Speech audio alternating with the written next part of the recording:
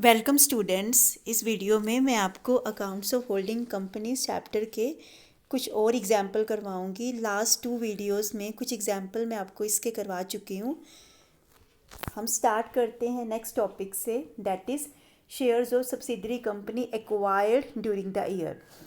Last video में जो holding company थी, हम ये मान के चलते थे कि वो सब्सिडरी कंपनी के शेयर्स को बैलेंस शीट बनाने की सेम, मतलब बैलेंस शीट जिस स्टेट को बनाई जाती थी, लाइक लास्ट स्टेट को शेयर्स को एक्वायर करती थी। लेकिन यहाँ पर केस अलग है। यहाँ पर क्या अज्यूम किया गया है कि सब्सिडरी कंपनी के शेयर्स को होल्डिंग कंपनी लास्ट स्टेट को एक्वायर ना करके during the financial year in between किसी भी डेट को एक्वायर कर सकती है। अगर ऐसा होता है तो उस केस में जो अकाउंटिंग ट्रीटमेंट होगा वो किस तरह से होगा। तो अगर हम एक एग्जांपल ले कि कोई अकाउंटिंग ईयर 1 अप्रैल 19 को स्टार्ट हुआ, तो इसका जो एंड है वो 31 मार्च 2020 को होगा। लास्ट एग्जांपल में हमने ये अज्यूम किया था कि जो होल्डिंग कंपनी है वो सब्सिडरी कंपनी के शेयर लास्ट डेट को एक्वायर करती है। लेकिन यहाँ पर केस अलग है। यहाँ पर क्या अज्यूम किया जाता है कि इस अकाउंटिंग ईयर में वो इन बिटवीन किसी भी डेट को अगर एक्वायर करती है तो उस केस में क्या होगा। अगर हम ये मान के चले कि होल्डिंग कंपनी ने सब्सिडरी कंपनी के शेयर्स को 1 सितंबर 2019 में एक्वायर किया, तो हमें अब क्या करना पड़ेगा। ये डेट ऑफ एक्विजिशन है। अगर होल्डिंग कंपनी इस डेट को सब्सिडरी कंपनी के शेयर एक्वायर करती है तो इस ड्यूरिंग द ईयर का जो ये प्रॉफिट है इसको भी हमें 2 पार्ट में डिवाइड करना पड़ेगा। मीन्स हम पूरे टाइम ड्यूरेशन को 2 पार्ट में डिवाइड करेंगे। इससे पहले वाला जो टाइम होगा वो प्री पीरियड होगा। प्री पीरियड का मतलब होल्डिंग कंपनी के थ्रू सब्सिडरी कंपनी के शेयर्स को एक्वायर करने से पहले का जो टाइम ड्यूरेशन है, तो ये प्री पीरियड होगा। और इसके बाद का जो टाइम होगा वो पोस्ट पीरियड होगा। तो इसी बेस पर ही हमें इस पूरे ईयर के प्रॉफिट को भी 2 पार्ट में डिवाइड करना होगा। प्री पीरियड का प्रॉफिट, ये जो प्री पीरियड है इसके प्रॉफिट को हम प्री पीरियड का प्रॉफिट बोलेंगे, और जो पोस्ट पीरियड का टाइम ड्यूरेशन का प्रॉफिट है वो पोस्ट पीरियड का प्रॉफिट हो जाएगा। प्री पीरियड का प्रॉफिट प्री एक्विजिशन प्रॉफिट में ऐड होगा। जो एक्वायर करने से पहले का है ये भी, तो इसको हम प्री एक्विजिशन प्रॉफिट के अंदर ऐड करेंगे। और जो पोस्ट पीरियड का प्रॉफिट है वो हमारा रेवेन्यू नेचर का होगा और इसे बैलेंस शीट के अंदर होल्डिंग कंपनी के प्रॉफिट्स में ऐड कर दिया जाएगा। तो इस केस में जो इसका ट्रीटमेंट है एग्जाम्पल से मैं आपको क्लियर करूँगी। इस एग्जाम्पल के अंदर हमें होल्डिंग और सब्सिडरी कंपनी दोनों के बैलेंस शीट गिवन है। तो इसमें हमें जो है वो शेयर सब्सिडरी कंपनी की शेयर कैपिटल, रिजर्व, P&L, तो ये सारा जो है इन्फॉर्मेशन गिवन है। तो हमें करना क्या होगा, जब हम अमाउंट ड्यू कंप्यूट करेंगे तो हमें इन तीनों का ट्रीटमेंट करना होगा, क्योंकि तीनों वैल्यूज़ हमें सब्सिडरी कंपनी की गिवन है। इसके बाद है इन्वेस्टमेंट 70% शेयर है। 70 का मतलब ये पार्टली ओन्ड सब्सिडरी कंपनी है। 30% जो शेयर है वो माइनॉरिटी इंटरेस्ट के पास है। देन एसेट्स हमें दोनों की गिवन है। प्रिलिमिनरी एक्सपेंसेस को हमें अमाउंट ड्यू कंप्यूट करते टाइम डिडक्ट करना होगा। Shares of S limited were acquired on 1 जुलाई 2004। 1 जुलाई 4 में एक्वायर किया। इसका जो एंड होता है ईयर का वो 31 मार्च 2005 को होता है। मीन्स ये जो अकाउंटिंग ईयर था 1 अप्रैल 4 को स्टार्ट हुआ और इसका एंड 31 मार्च 2005 को हुआ। एक्वायर इसने किया इन बिटवीन 1 जुलाई 2004। तो इससे पहले का जो टाइम ड्यूरेशन होगा ये हो जाएगा प्री पीरियड, क्योंकि एक्वायर करने से पहले का है। और इसके बाद का जो टाइम ड्यूरेशन होगा वो हो जाएगा पोस्ट पीरियड, ये एक्वायर करने के बाद का है। तो हमें मंथ कंप्यूट करने पड़ेंगे 1 अप्रैल टू 1 जुलाई तक। अप्रैल, मई, जून, तो ये बनते हैं 3 मंथ। तो प्री पीरियड हमारा 3 मंथ का हुआ। देन जुलाई से लेकर 31 मार्च 2005 तक हम कंप्यूट करेंगे, तो ऑब्वियस है कि वो कितने मंथ का होगा, 9 मंथ का। तो प्री पीरियड हुआ 3 मंथ का और जो पोस्ट पीरियड है वो 9 मंथ का हुआ। तो हमें करंट ईयर के प्रॉफिट को इसी दोनों पार्ट में डिवाइड करना होगा। 3 मंथ का प्रॉफिट प्री पीरियड का प्रॉफिट होगा और 9 मंथ का प्रॉफिट पोस्ट पीरियड का प्रॉफिट हो जाएगा। इसके अलावा हमें 1 अप्रैल को जनरल रिजर्व भी गिवन है। P&L का बैलेंस गिवन है, preliminary expenses were not return of during the year, इनको अभी तक हमने राइट ऑफ नहीं किया, तो प्री एक्विजिशन का प्रॉफिट कंप्यूट करते टाइम हमें इससे डिडक्ट करना पड़ेगा जो हमें बैलेंस शीट के अंदर गिवन है। तो सबसे पहले यहाँ पर प्री पीरियड और पोस्ट पीरियड में डिवाइड कर दिया, 3 मंथ प्री पीरियड है और 9 मंथ पोस्ट पीरियड है, जो ऑलरेडी मैं आपको बता चुकी हूँ। अब हम P&L एप्रोप्रिएशन अकाउंट बनाकर होल्डिंग जो सब्सिडरी कंपनी है उसका करंट ईयर का प्रॉफिट कंप्यूट करेंगे।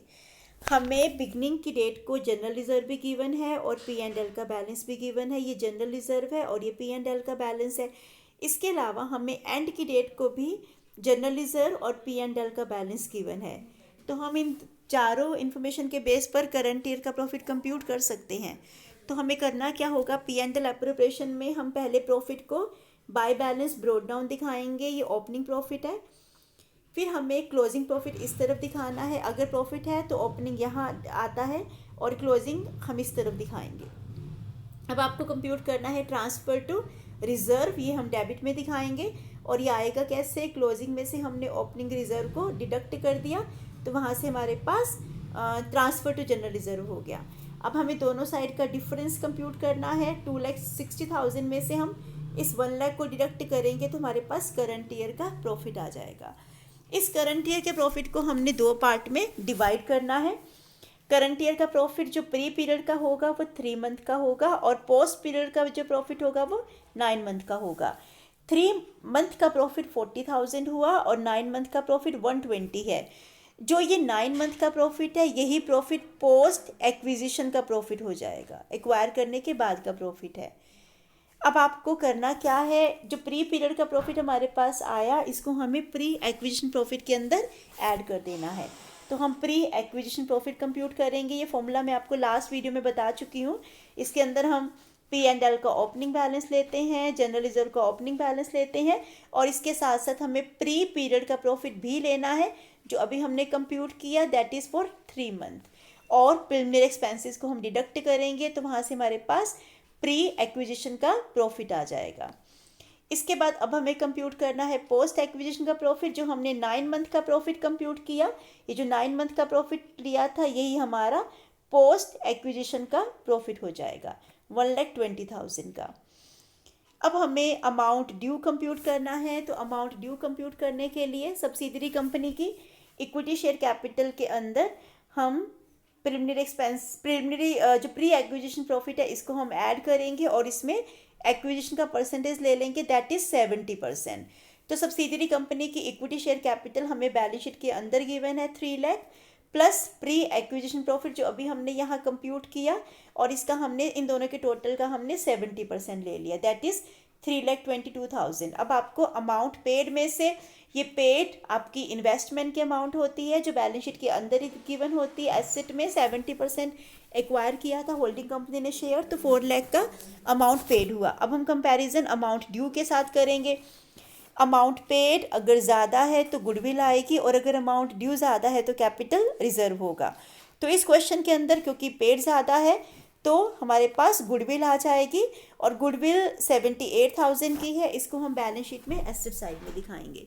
अब आपको कंप्यूट करना है माइनॉरिटी इंटरेस्ट। माइनॉरिटी इंटरेस्ट को कैलकुलेट करने के लिए हमें equity share capital subsidiary company की प्लस प्री एक्विजिशन का प्रॉफिट और प्लस पोस्ट एक्विजिशन का प्रॉफिट, तीनों को हमें ऐड करना है और इसमें जो रिमेनिंग परसेंटेज है, रिमेनिंग मतलब जो माइनॉरिटी का इंटरेस्ट है, जो अदर शेयर होल्डर का पार्ट है, दैट इज़ 30%, क्योंकि 70% शेयर होल्डिंग कंपनी ने एक्वायर किए थे तो हम यहाँ पर 30% लेंगे। तीनों का टोटल हमने किया तो हमारे पास 30% हुआ, दैट इज़ 174। इसको हम बैलेंस शीट के अंदर लाइबिलिटी साइड में इक्विटीज़ एंड लाइबिलिटीज़ के हेड में शेयर कैपिटल के बाद हम दिखाते हैं, माइनॉरिटी इंटरेस्ट को शेयर कैपिटल के बाद शो किया जाता है। अब हम बैलेंस शीट बनाते हैं, तो बैलेंस शीट के अंदर शेयर कैपिटल होल्डिंग कंपनी की अपनी आएगी, माइनॉरिटी इंटरेस्ट जो अभी हमने यहाँ पर कंप्यूट किया तो इसको हम यहाँ दिखा देंगे, रिजर्व होल्डिंग कंपनी के अपने खुद के आएंगे, प्रॉफिट एंड लॉस का बैलेंस 3 लाख का खुद का है। इसके अंदर जो हमारा पोस्ट एक्विजिशन का प्रॉफिट था 1,20,000 का, इसका हमने 70% यहाँ ऐड कर देना है। 70% सिर्फ हम होल्डिंग कंपनी का शेयर ही लेंगे, तो हमें 30% को नहीं लेना है, होल्डिंग कंपनी के शेयर को ही हमें इसमें ऐड करना है। तो बेसिकली हम करते क्या हैं, हम शेयर कैपिटल को दो पार्ट में डिवाइड कर देते हैं, होल्डिंग और माइनॉरिटी के पार्ट में। प्री एक्विजिशन के प्रॉफिट को भी दो पार्ट में डिवाइड कर दिया जाता है, होल्डिंग और माइनॉरिटी के पार्ट में। और जो पोस्ट एक्विजिशन का प्रॉफिट होता है इसको भी हम दो पार्ट में डिवाइड कर देते हैं, होल्डिंग और माइनॉरिटी। अमाउंट ड्यू कंप्यूट करने के लिए होल्डिंग कंपनी का जो शेयर कैपिटल में पार्टिसिपेशन है और जो प्री एक्विजिशन में पार्टिसिपेशन है, तो हम इन दोनों को ऐड करते हैं, वहाँ से अमाउंट ड्यू आ जाती है। अगर हमें माइनॉरिटी इंटरेस्ट कंप्यूट करना है तो इक्विटी शेयर कैपिटल में माइनॉरिटी का पार्टिसिपेशन, प्री एक्विजिशन में माइनॉरिटी का पार्टिसिपेशन और पोस्ट एक्विजिशन के प्रॉफिट में माइनॉरिटी का पार्टिसिपेशन, अगर हम तीनों को ऐड करते हैं तो वहाँ से हमारे पास माइनॉरिटी इंटरेस्ट आ जाता है। अब बचा क्या, पोस्ट एक्विजिशन के प्रॉफिट में होल्डिंग कंपनी का शेयर। तो जो भी होल्डिंग कंपनी का शेयर पोस्ट एक्विजिशन प्रॉफिट में होता है वो रेवेन्यू नेचर का प्रॉफिट है, इसीलिए हम उसको बैलेंस शीट में होल्डिंग कंपनी के प्रॉफिट में हम ऐड कर देते हैं। और यहाँ पर भी हमने वही किया, हमने जो होल्डिंग कंपनी का शेयर है पोस्ट एक्विजिशन के प्रॉफिट में वो कंप्यूट किया 70% और वो हमने यहाँ पर ऐड कर दिया। नेक्स्ट लाइबिलिटीज़ हम दोनों की दिखाएंगे, जो अदर लाइबिलिटीज़ हैं, क्रेडिटर्स हैं, दोनों को ऐड कर दिया। फिक्स्ड एसेट दोनों कंपनीज की दिखाएंगे, करंट एसेट्स दोनों कंपनीज की दिखाएंगे और गुडविल जो हमारे पास पेड और ड्यू का डिफरेंस था तो दोनों को हमने यहाँ पर शो किया। इसके बाद हम नेक्स्ट एग्जाम्पल पर आते हैं। नेक्स्ट एग्जाम्पल में भी सेम ऐसा ही है, एच और एस की बैलेंस शीट हमें गिवन है तो वो सारी इन्फॉर्मेशन है, शेयर कैपिटल भी है, रिजर्व भी है, P&L का बैलेंस भी है। अगेन एक्वायर जो किया वो 70% है, दैट मीन्स 30% माइनॉरिटी इंटरेस्ट के पास है। एस लिमिटेड के जो शेयर्स हैं वो 1 जुलाई 3 में एक्वायर किए गए। अकाउंटिंग ईयर 1 अप्रैल 3 को स्टार्ट हुआ, 31 मार्च 4 को ख़त्म होगा। तो दैट मीन्स यहाँ पर ड्यूरिंग द ईयर एक्वायर किया गया, तो हमें पूरे ईयर को दो पार्ट में डिवाइड करना होगा, प्री पीरियड और पोस्ट पीरियड। तो प्री पीरियड हमारा 1 अप्रैल से 1 जुलाई तक का होगा, अप्रैल मई जून 3 मंथ का, और रिमेनिंग जो 9 मंथ का है वो हमारा पोस्ट एक्विजिशन का टाइम ड्यूरेशन होगा। तो हमें करंट ईयर के प्रॉफिट को प्री एक्विजिशन और पोस्ट एक्विजिशन में डिवाइड करना होगा। हमें 1 अप्रैल का भी रिजर्व और P&L का बैलेंस गिवन है। प्रीमियम एक्सपेंसेस को हमने अब तक राइट ऑफ नहीं किया, तो हमें कंसोलिडेटेड बैलेंस शीट को प्रिपेयर करना है। तो इसको बनाने के लिए सबसे पहले हमें P&L एप्रोप्रिएशन अकाउंट बनाना होगा, जिसमें हमने ओपनिंग बैलेंस प्रॉफिट का यहाँ शो किया जो हमें बाहर एडजस्टमेंट में गिवन है। क्लोजिंग बैलेंस हमें बैलेंस शीट के अंदर गिवन है सब्सिडरी कंपनी का, तो वो इस तरफ आ जाएगा। ट्रांसफर टू जनरल रिजर्व में से हमने क्लोजिंग माइनस ओपनिंग किया। क्लोजिंग हमें बैलेंस शीट के अंदर गिवन है और ओपनिंग हमें बाहर एडजस्टमेंट में गिवन है।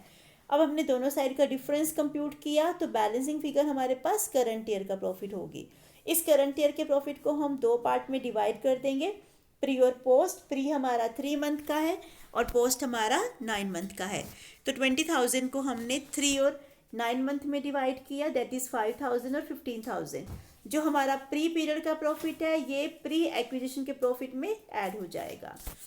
तो अब हमें प्री एक्विजिशन का प्रॉफिट कंप्यूट करना है, तो हम कंप्यूट करते हैं P&L का ओपनिंग बैलेंस, जनरल रिजर्व का ओपनिंग बैलेंस, और जो प्री पीरियड का प्रॉफिट हमने कंप्यूट किया वो भी यहाँ पर ऐड होगा। और इन तीनों के टोटल में से हमें प्रिलिमिनरी एक्सपेंसेस को माइनस करना है, तो वहाँ से हमारे पास प्री एक्विजिशन का प्रॉफिट आ गया। अब हमें कंप्यूट करना है पोस्ट एक्विजिशन का प्रॉफिट, वो हमारे पास 15,000 है, तो इसको भी हम होल्डिंग और माइनॉरिटी में डिवाइड करेंगे। अब हमें कंप्यूट करनी है गुडविल या कैपिटल रिजर्व के लिए पहले हमें अमाउंट ड्यू देखना पड़ेगा और अमाउंट पेड हमें बैलेंस शीट के अंदर ही गिवन होता है। जो इन्वेस्टमेंट को परचेज करने के लिए पे किया जाता है 1,30,000, तो ये अमाउंट पेड है। और ड्यू कंप्यूट करने के लिए सब्सिडरी कंपनी में और प्री एक्विजिशन के प्रॉफिट में हमें होल्डिंग कंपनी का शेयर देखना होगा। तो equity share capital, pre acquisition का प्रॉफिट, इन दोनों को हम ऐड करेंगे। इसके अंदर होल्डिंग कंपनी का जो एक्विजिशन का परसेंटेज है वो हमें कंप्यूट करना है। तो इस कैलकुलेशन के बाद हमारे पास ये अमाउंट ड्यू आ गई, पेड हमें गिवन थी। तो इस केस में अगेन पेड जो है वो ड्यू से ज़्यादा है। जब भी पेड ड्यू से ज़्यादा होगी तो डिफरेंस हम बैलेंस शीट के अंदर गुडविल की फॉर्म में दिखाते हैं। तो ये गुडविल को हम दिखाएंगे बैलेंस शीट के अंदर। और बाकी जो आइटम्स हमने शो करनी है, शेयर कैपिटल होल्डिंग कंपनी की आएगी, और माइनॉरिटी इंटरेस्ट ये हम कैसे करेंगे, सब्सिडरी कंपनी की शेयर कैपिटल और प्लस प्री एक्विजिशन का प्रॉफिट प्लस पोस्ट एक्विजिशन का प्रॉफिट, और इन सब में माइनॉरिटी इंटरेस्ट का जो परसेंटेज है वो हम शो कर देंगे। तो शेयर कैपिटल जो सब्सिडरी कंपनी की है 1 लाख की है, प्री एक्विजिशन का प्रॉफिट 42,000 का है, पोस्ट एक्विजिशन का प्रॉफिट 15,000 का है। इन तीनों को ऐड करके और इसका 30% हमने कंप्यूट किया तो वो माइनॉरिटी इंटरेस्ट आ गया, और इसको हम बैलेंस शीट के अंदर शेयर कैपिटल के बाद दिखाते हैं। तो हमने माइनॉरिटी इंटरेस्ट 47100 पे शो किया। होल्डिंग कंपनी के अपने खुद के रिजर्व आएंगे, अपना खुद का प्रॉफिट आएगा, और पोस्ट एक्विजिशन के प्रॉफिट में हमें होल्डिंग कंपनी का शेयर कंप्यूट करना होगा। तो 15,000 हमारा पोस्ट एक्विजिशन का प्रॉफिट था, इसको हमने होल्डिंग और माइनॉरिटी में डिवाइड कर दिया। होल्डिंग का 70% हुआ और माइनॉरिटी का 30% है। माइनॉरिटी का शेयर माइनॉरिटी में ऐड होगा और होल्डिंग कंपनी का शेयर हमें बैलेंस शीट के अंदर होल्डिंग कंपनी के प्रॉफिट में ऐड कर देना है। लाइबिलिटीज़ जो बाकी रह गई हैं करंट लाइबिलिटीज़ हैं एच और एस की, तो हम दोनों को ऐड करके दिखा देंगे।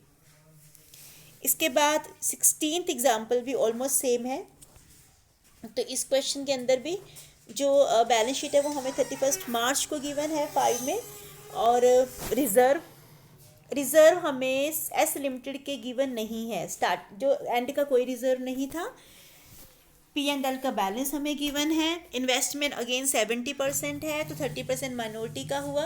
फिक्स्ड एसेट करंट एसेट दोनों कंपनीज की गिवन है। एस लिमिटेड ने शेयर 31 दिसंबर 2004 को एक्वायर करे हैं। 1 अप्रैल 4 में हमें P&L का बैलेंस गिवन है, और ये जो बैलेंस है वो लॉस था। स्टार्टिंग में जो P&L का बैलेंस था दैट वाज लॉस हमें गिवन है, और लॉस डेबिट बैलेंस होता है। तो जब हम P&L एप्रोप्रिएशन अकाउंट बनाएंगे तो ये डेबिट साइड में आएगा। प्रीलिमिनरी एक्सपेंसेस को अभी तक हमने राइट ऑफ नहीं किया है। तो सबसे पहले हमें टाइम ड्यूरेशन को 2 कैटेगरीज में डिवाइड करना होगा, प्री पीरियड और पोस्ट पीरियड। प्री पीरियड हमारा 1 अप्रैल टू 31 दिसंबर तक का होगा, क्योंकि जो एक्विजिशन है वो 31 दिसंबर को हुआ, दैट इज़ 9 मंथ, और पोस्ट पीरियड हमारा 3 मंथ का होगा। इसके बाद हमें P&L एप्रोप्रिएशन अकाउंट बनाना है, क्योंकि हमारे पास जो ओपनिंग बैलेंस था, ओपनिंग बैलेंस लॉस था, तो लॉस डेबिट बैलेंस होता है, इसीलिए वो हमने P&L के डेबिट में शो किया। डेबिट बैलेंस होने की वजह से डेबिट में आता है। अगर प्रॉफिट होता फिर वो क्रेडिट में चला जाता, लेकिन क्योंकि लॉस है तो हम डेबिट साइड में दिखाएंगे। अब क्लोजिंग बैलेंस आपको चेक करना पड़ेगा कि वो प्रॉफिट है या लॉस है। क्लोजिंग बैलेंस हमारे पास ये प्रॉफिट के फॉर्म में गिवन है 80,000 का, तो ये हमारा डेबिट में आएगा। क्लोजिंग बैलेंस को हमने यहाँ शो कर दिया। रिजर्व के अंदर हमने कुछ भी ट्रांसफ़र नहीं किया, तो इन दोनों का टोटली हमारा करंट ईयर का प्रॉफिट है। हम इस तरह से भी समझ सकते हैं कि अगर स्टार्टिंग में हमारे पास 40,000 का लॉस था और एंड में 80,000 का प्रॉफिट है, तो उस 40 के लॉस को कवर करने के बाद भी हमें 80,000 का प्रॉफिट हुआ। दैट मीन्स हमने ड्यूरिंग द ईयर 120 का प्रॉफिट अर्न किया होगा, तभी 40,000 का लॉस हमारा एलिमिनेट हो गया और हमारे पास 80,000 का प्रॉफिट है। तो ये 120,000 हमारा करंट ईयर का प्रॉफिट है। इस करंट ईयर के प्रॉफिट को हमें 2 पार्ट में डिवाइड करना होगा, प्री एक्विजिशन और पोस्ट एक्विजिशन। 9/12 एंड 3/12। 90,000 और 30,000 प्री पीरियड का प्रॉफिट हमारा प्री एक्विजिशन में ऐड हो जाएगा, और जो हमारा पोस्ट पीरियड का प्रॉफिट है यही प्रॉफिट हमारा पोस्ट एक्विजिशन का प्रॉफिट बन जाएगा।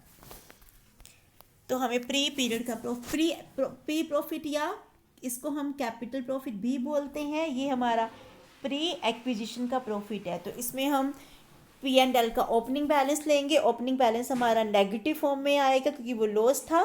करंट ईयर का प्रॉफिट हम 90,000 इसमें ऐड कर देंगे। प्रीलिमिनरी एक्सपेंसेस को हमें डिडक्ट करना है, तो प्री एक्विजिशन का प्रॉफिट हमारा 40,000 का हुआ। पोस्ट एक्विजिशन का प्रॉफिट हमारे पास 30,000 का है। अब हमें अमाउंट पेड अमाउंट ड्यू का कंपैरिजन करना है। पेड हमें बैलेंस शीट के अंदर ही गिवन है। ड्यू कंप्यूट करने के लिए हमें सब्सिडरी कंपनी की इक्विटी शेयर कैपिटल में प्री एक्विजिशन प्रॉफिट को ऐड करना होगा, और इसमें हमें होल्डिंग कंपनी का शेयर कंप्यूट करना होगा, दैट इज़ 70%। तो ये 5,88,000 हुआ। अब हम पेड और ड्यू का कंपैरिजन करेंगे। इस क्वेश्चन के अंदर ड्यू ज़्यादा है, ड्यू ज़्यादा होने की वजह से कैपिटल रिजर्व आएगा, और ये जो कैपिटल रिजर्व है ये बैलेंस शीट की लायबिलिटी साइड में जाएगा। अगले स्टेप पे हमें माइनॉरिटी इंटरेस्ट कंप्यूट करना है। तो माइनॉरिटी इंटरेस्ट का जो पार्टिसिपेशन है वो इक्विटी शेयर कैपिटल में भी होगा, प्री एक्विजिशन प्रॉफिट में भी होगा और पोस्ट एक्विजिशन प्रॉफिट में भी होगा। तो हम तीनों को ऐड करके और जो माइनॉरिटी का शेयर है वो हम इसमें प्रोपोर्शनेटली कंप्यूट करेंगे, दैट इज़ 30%। तो हमने तीनों को ऐड किया और इसमें हमने 30% शेयर कंप्यूट किया, तो ये माइनॉरिटी इंटरेस्ट आ जाएगा और इसको हम बैलेंस शीट के अंदर शेयर कैपिटल के बाद शो करते हैं। अब हमें कंसोलिडेटेड बैलेंस शीट प्रिपेयर करनी है। कंसोलिडेटेड बैलेंस शीट के अंदर शेयर कैपिटल होल्डिंग कंपनी की अपनी खुद की आएगी, माइनॉरिटी इंटरेस्ट जो भी हमने कैलकुलेट किया तो वो हम शो करेंगे, रिजर्व शेयर कैपिटल के अपने आएंगे। कैपिटल रिजर्व हमारे पास ड्यू और पेड का डिफरेंस है, ड्यू ज़्यादा होने की वजह से हम इसे बैलेंस शीट की लायबिलिटी साइड में कैपिटल रिजर्व की फॉर्म में दिखाते हैं। P&L का बैलेंस होल्डिंग कंपनी अपना खुद का शो करेगी, और इसके अलावा जो पोस्ट एक्विजिशन प्रॉफिट में शेयर है, रिवेन्यू प्रॉफिट में जो शेयर है 70% होल्डिंग का ही शेयर हम लेंगे, तो वो भी हम यहाँ पर ऐड कर देंगे। लाइबिलिटीज़ हमें दोनों की ऐड करके दिखानी है, फिक्स्ड एसेट्स दोनों की ऐड करके दिखाएंगे, करंट एसेट्स दोनों की ऐड करके दिखाएंगे। So this is the end of the video. I will cover remaining topic in my next videos.